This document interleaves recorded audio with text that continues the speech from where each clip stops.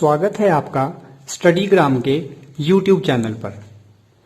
आज हम स्टडी करेंगे class 12 NCERT mathematics inverse trigonometric functions के बारे में। तो सबसे पहले हम बिल्कुल बेसिक से स्टार्ट करेंगे और समझेंगे कि फंक्शन क्या होता है। उसके बाद हम बात करेंगे कि किसी भी ट्रिग्नोमेट्रिक फंक्शंस का इनवर्स हम कैसे निकाल सकते हैं। तो सबसे बेसिक क्वेश्चन, जब हम इनवर्स ट्रिग्नोमेट्री पढ़ना स्टार्ट करते हैं तो जो अराइज होता है वो है कि फंक्शन होता क्या है। सबसे पहला क्वेश्चन क्या अराइज होता है कि व्हाट इज फंक्शन।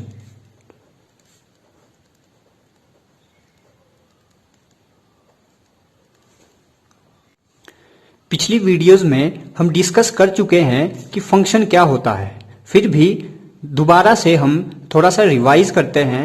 अगर हम सिंपली लिखना चाहें कि फंक्शन क्या होता है तो मैं सिंपली लिख देता हूं y is equal to f of x. ये एक फंक्शन है। अब इसका मतलब क्या हुआ, y is equal to f of x, ये हमें क्या बताता है। बहुत सारे मीनिंग है, सिंपल मैं आपको बताऊंगा। सबसे पहला जो इसका मीनिंग हो सकता है वो है कि y has been expressed in terms of x, that is y is the function of x। y को हमने x की टर्म्स में एक्सप्रेस किया है, तो y किसका फंक्शन है, x का फंक्शन है। एक तो ये इसका मीनिंग हो गया। दूसरा अगर मैं बोलूं तो दूसरी जो डेफिनेशन है फंक्शन की वो क्या हो सकती है, that is for one value of x there is only one value of y। आप x की यहां पर कुछ भी वैल्यू पुट कीजिए, उसके लिए y की एक ही वैल्यू आएगी। तो हमने यही लिखा कि for one value of x there is only one value of y। तो इस तरह से भी हम डिफाइन कर सकते हैं फंक्शन को। Now the second question which arises is, second question is are trigonometric ratios. Inverse की हम बाद में बात करेंगे, पहले बात करते हैं are trigonometric ratios, that is sine, cos, tangent, cotangent, secant, cosecant. These are all 6 trigonometric ratios. Are trigonometric ratios functions. क्या ये 6 की 6 ट्रिग्नोमेट्रिक रेशोज फंक्शन है? तो इसका सिंपल सा आंसर है यस। जितनी भी ट्रिग्नोमेट्रिक रेशोज हम पढ़ते हैं ये सारे के सारे फंक्शन हैं। क्या ये ट्रिग्नोमेट्रिक रेशोज फंक्शन की इस डेफिनेशन को फुलफिल करती हैं? बिल्कुल करती हैं। एक छोटा सा एग्जांपल ले लेते हैं।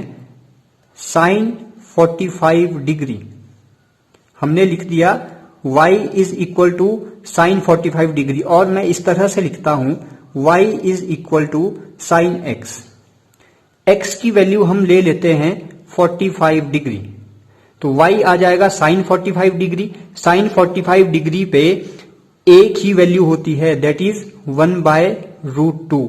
तो x की एक वैल्यू के लिए हमारे पास y की एक ही वैल्यू आई। तो हमने फंक्शन में यही पढ़ा था कि for one value of x there is only one value of y।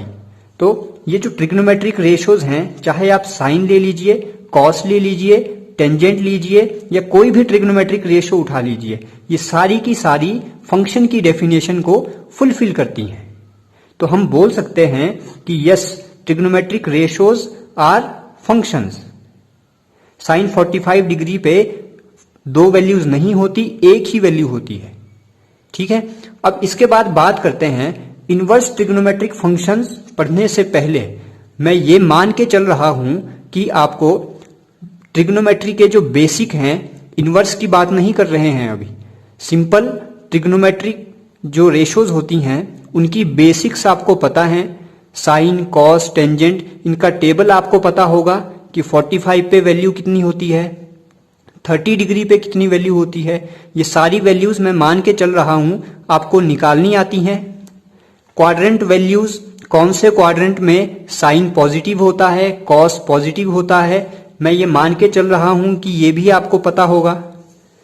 Basic जो फॉर्मूले हैं ट्रिग्नोमेट्री के, sine 2 theta, cos 2 theta, sine 3 theta, अगर आपको ये फॉर्मूले नहीं पता हैं तो हम इनको भी जल्दी से रिवाइज कर लेते हैं।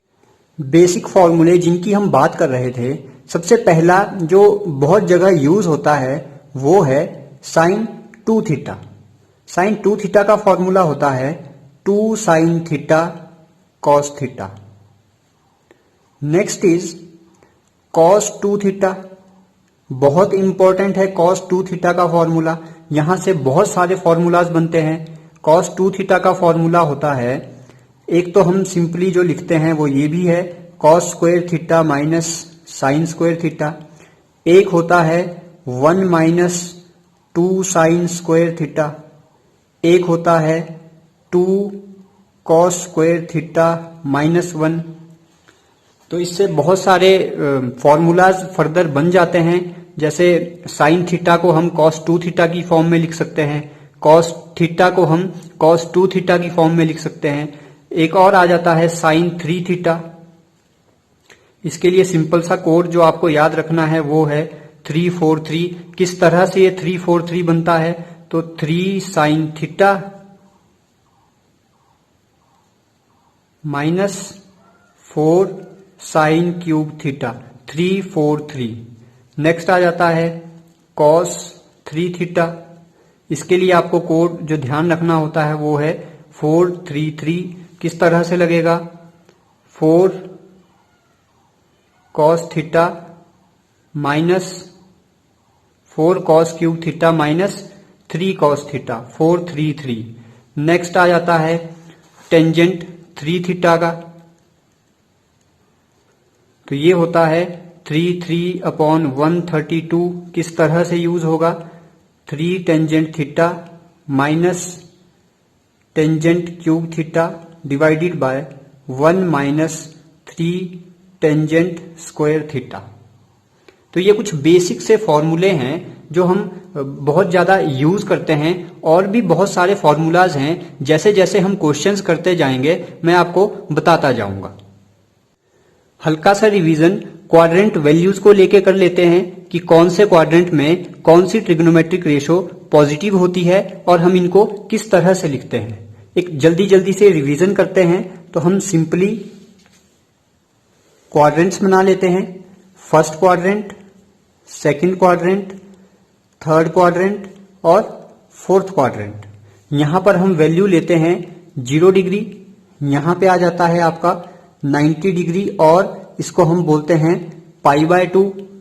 यहां पर होगा आपका 180 डिग्री और इसको हम बोलते हैं पाई। यहां पर आ जाता है 270 डिग्री और इसको हम बोलते हैं 3π/2। हम यहीं पर आ जाते हैं 0 डिग्री और 360 डिग्री और जिसको हम बोलते हैं 2π। तो सिंपली कहां पर कौन सी ट्रिग्नोमेट्रिक रेशो पॉजिटिव होगी ये हम किस तरह से देखेंगे।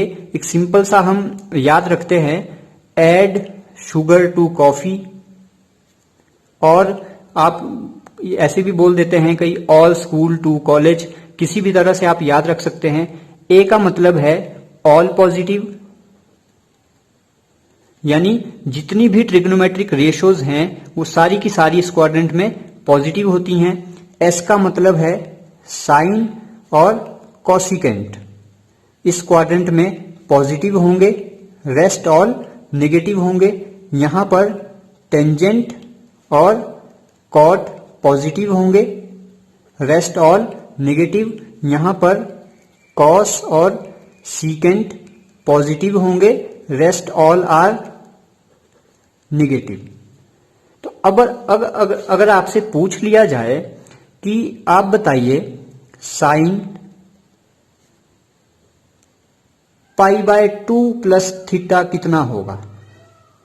एक और चीज आपको ध्यान रखनी है, इस लाइन पर हमेशा एंगल चेंज होता है, इस लाइन पर एंगल हमेशा चेंज होता है। तो ये लाइन किसकी है, 90 डिग्री और 270 डिग्री, दैट इज π/2 और 3π/2 की। तो जब भी हम कहीं पर π/2 प्लस और π/2 माइनस लिखेंगे, सिमिलरली कभी भी जब हम 3π/2 प्लस और 3π/2 माइनस लिखेंगे तो एंगल्स चेंज होंगे। साइन चेंज हो जाता है कॉस में, कॉस चेंज होगा साइन में, टेंजेंट चेंज होगा कॉट में, कॉट चेंज होगा टेंजेंट में, सीकेंट चेंज होगा कॉसिकेंट में, और कॉसिकेंट चेंज होगा सीकेंट में। अब देखिए यहां पर हमने लिखा है साइन π/2 प्लस थीटा। तो मैंने बोला जब भी हम π/2 प्लस या माइनस कुछ भी लिखेंगे तो एंगल चेंज होगा। तो सबसे पहले तो साइन चेंज होगा कॉस में। अब बच्चे गलती क्या कर देते हैं, पहले तो देखिए हम कौन से क्वाड्रेंट में आ गए, किस तरह से देखेंगे। साइन π/2 प्लस थीटा लिखा है तो π/2 पे आपको पेन रखना है। हम चलते हैं एंटी क्लॉकवाइज, आपको चलना है एंटी क्लॉकवाइज। तो π/2 प्लस, प्लस का मतलब हम आगे आगे कौन से क्वाड्रेंट में, सेकंड क्वाड्रेंट में। तो एक चीज क्लियर है, हम कौन से क्वाड्रेंट की बात कर रहे हैं, ये हम बात कर रहे हैं सेकंड क्वाड्रेंट की। अब सेकंड क्वाड्रेंट में हमने ये चेक कर लिया कि साइन π/2 पे एंगल चेंज होगा किसमें, कॉस में। अब बच्चे यहां पर गलती करते हैं कि सर कॉस तो सेकंड क्वाड्रेंट में निगेटिव होता है। आपको ये नहीं देखना है, आपको देखना है एंगल था कौन सा, साइन। तो साइन सेकंड क्वाड्रेंट में क्या होता है, पॉजिटिव ही होता है, तो यहां पर साइन पॉजिटिव ही लगेगा। और साइन π/2 प्लस थीटा का मतलब हो गया कॉस थीटा। सिमिलरली अगर मैं लिखता हूं कॉस π/2 प्लस थीटा, एक चीज क्लियर है, एंगल चेंज होगा, π/2 है, कॉस किस में चेंज होता है, साइन में। क्वाड्रेंट कौन सा आया, कैसे देखना है, π/2 पर पेन रखिए, एंटी क्लॉकवाइज चलना है, यानी हम आगे चल रहे हैं, आगे आगे प्लस का साइन मतलब एंटी क्लॉकवाइज आगे आना है, आगे आगे सेकंड क्वाड्रेंट। सेकंड क्वाड्रेंट में कॉस क्या होता है, साइन नहीं देखना है, कॉस क्या होता है, निगेटिव होता है, सिर्फ साइन और कॉसिकेंट पॉजिटिव है। तो यहां पर साइन लगेगा माइनस का, साइन थीटा। आपसे पूछ लेता हूं टेंजेंट पाई माइनस थीटा बताइए कितना होता है। तो टेंजेंट पाई माइनस थीटा, इस लाइन पर एंगल चेंज नहीं होता, टेंजेंट टेंजेंट ही रहेगा। पाई पे पेन रखिए, माइनस का मतलब है पीछे जाना है, वापिस पीछे आइए, सेकंड क्वाड्रेंट। सेकंड क्वाड्रेंट में टेंजेंट क्या होता है, निगेटिव। तो उम्मीद है इस तरह से आप सारी वैल्यूज निकाल सकते हैं। अगर आपको ये क्वाड्रेंट वैल्यूज निकालने में कोई भी प्रॉब्लम हो तो आप कमेंट करके जरूर बताइएगा। ये ट्रिग्नोमेट्री और इनवर्स ट्रिग्नोमेट्री का बिल्कुल बेसिक है। अगर आपको इसमें कोई डाउट रह जाएगा तो आप ना तो ट्रिग्नोमेट्री कर पाएंगे ना ही इनवर्स ट्रिग्नोमेट्री कर पाएंगे। वापिस आते हैं, हम अब बात करेंगे इनवर्स फंक्शन के बारे में। तो एक सिंपल बिल्कुल बेसिक है कि हम कब किसी फंक्शन का इनवर्स निकाल सकते हैं। क्वेश्चन क्या है, when can we find inverse of a function.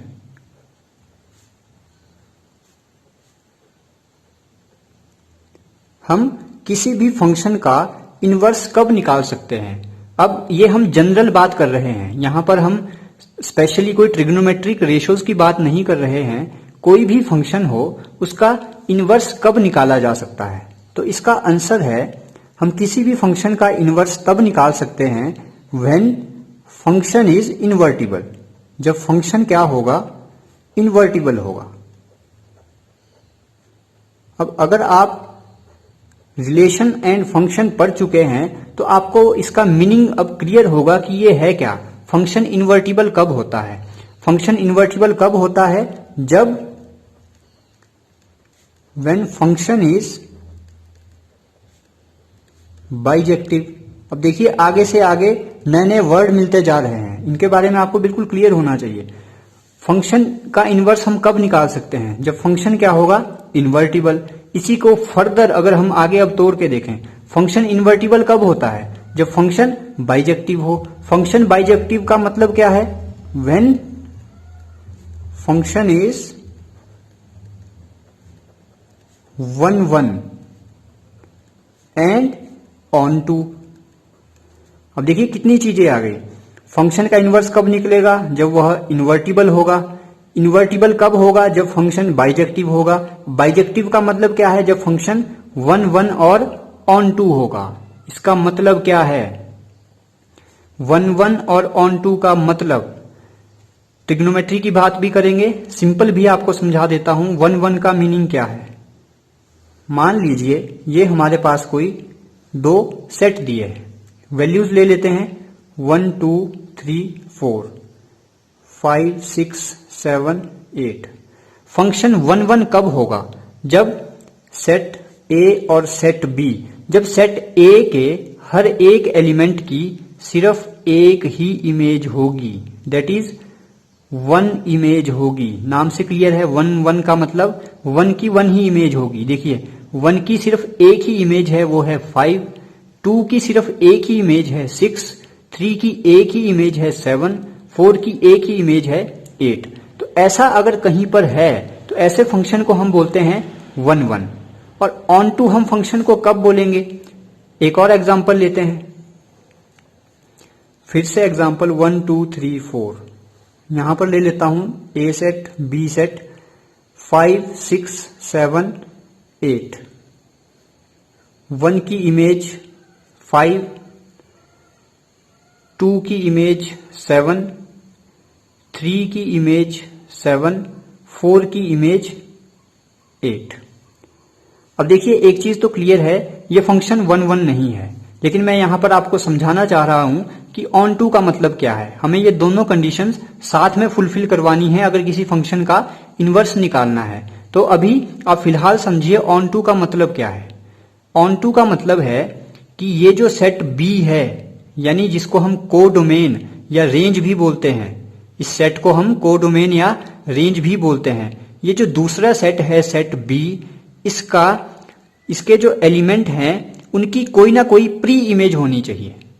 5 की प्री इमेज है 1, 6 की कोई भी प्री इमेज नहीं है, तो ये फंक्शन ऑन टू नहीं है। ये फंक्शन ऑन टू कब होता, जब 6 की भी कोई ना कोई प्री इमेज होती। तो अब आपको क्लियर होगा 1 फंक्शन क्या हुआ। ऑन 1 के लिए आपको देखना है सेट ए, ऑन टू के लिए आपको देखना है सेट बी। तो 1 कब होगा, जब ए के हर एक एलिमेंट की सिर्फ एक ही इमेज हो, तो 1 होगा। ऑन टू कब होगा, जब बी के हर एक एलिमेंट की कोई ना कोई प्री इमेज हो। तो ऐसा अगर कहीं पे साथ में फुलफिल होता है तो उस फंक्शन को हम बोलेंगे 1 ऑन टू, और उस फंक्शन को हम बोलते हैं बाइजेक्टिव है, इन्वर्टिबल है, उसका इनवर्स निकाला जा सकता है। तो ये जो हमने एग्जाम्पल लिया है, ये फंक्शन 1 भी है और ऑन टू भी है। आप सीधा देखिए, एक ही इमेज है। ऑन टू के लिए उल्टा देखिए, बी के हर एक एलिमेंट की कोई ना कोई प्री इमेज है, तो ये फंक्शन बाइजेक्टिव है, इसका इनवर्स निकाला जा सकता है। अब क्वेश्चन अराइज होता है, क्या trigonometric ratio, that is simple example लेते हैं, इज साइन एक्स इन्वर्टिबल। क्या साइन एक्स यानी साइन थीटा इन्वर्टिबल है, फंक्शन है, ये तो हमने देख लिया, हम पढ़ चुके हैं कि साइन एक्स फंक्शन है। अब क्वेश्चन है, क्या ये इन्वर्टिबल है। अब आपको चेक करना है क्या ये दोनों डेफिनेशंस यहां पर साथ में सेटिस्फाई हो रही हैं। अब आप किस तरह से देखेंगे, अगर आपको ट्रिग्नोमेट्रिक रेशियोज के ग्राफ आते हैं तो आप बहुत इजीली ये बता सकते हो कि साइन थीटा इन्वर्टिबल है या नहीं है। सिंपल ग्राफ होता है साइन थीटा का,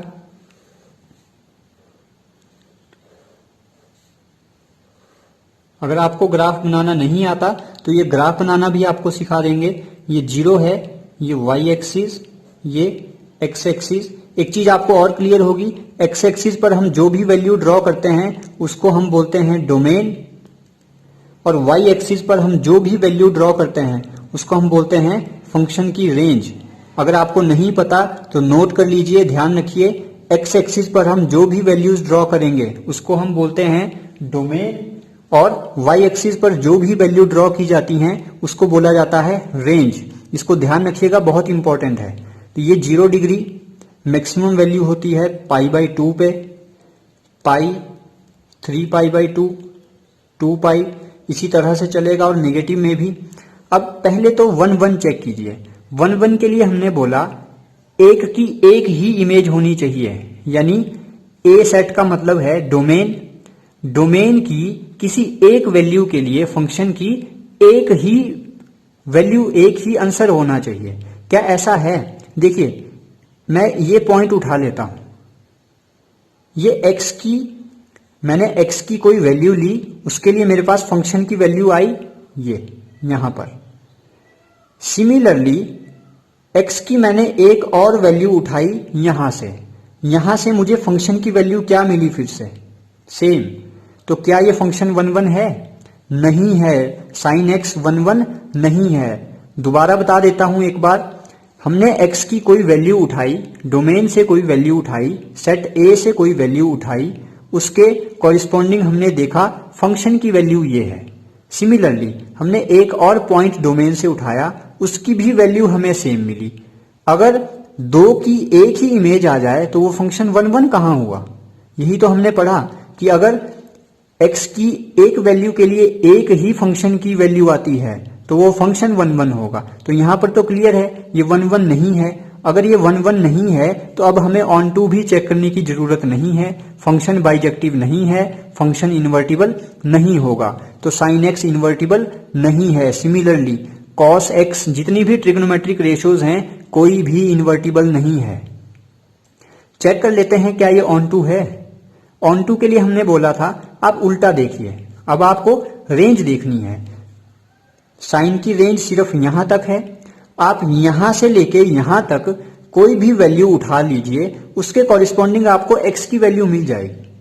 तो फंक्शन ऑन टू तो है लेकिन 1 1 नहीं है, इसलिए हम इसका इनवर्स नहीं निकाल सकते। अब बड़ा क्वेश्चन क्या अराइज हो जाता है कि हम पढ़ने जा रहे थे इनवर्स ट्रिग्नोमेट्रिक फंक्शंस, यानी आपको निकालना था ट्रिग्नोमेट्रिक फंक्शंस का इनवर्स, और हम कंक्लूजन पे क्या पहुंच गए कि ट्रिग्नोमेट्रिक रेशियोज का तो इनवर्स निकल ही नहीं सकता। ट्रिग्नोमेट्रिक रेशियोज इनवर्स हम निकाल ही नहीं सकते। क्यों? क्योंकि फंक्शन बाइजेक्टिव नहीं है। अगर फंक्शन बाइजेक्टिव नहीं है तो वो इन्वर्टिबल नहीं होगा। तो अब किस तरह से, लेकिन हम पढ़ते तो हैं इनवर्स, तो अब हम किस तरह से ट्रिग्नोमेट्रिक फंक्शंस का इनवर्स निकालेंगे ये हम अगली वीडियो में स्टडी करेंगे। अगर आपको आज की वीडियो में कोई भी डाउट हो, किसी भी टॉपिक को लेके कोई भी डाउट हो, तो आप कमेंट करके जरूर बताइएगा।